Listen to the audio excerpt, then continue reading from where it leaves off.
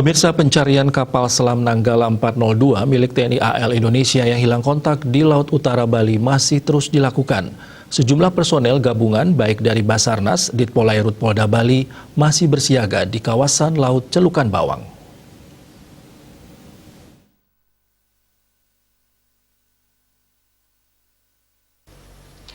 Pencarian terhadap hilangnya kapal selam Nanggala 402 yang diduga hilang kontak di Laut Bali terus dilakukan.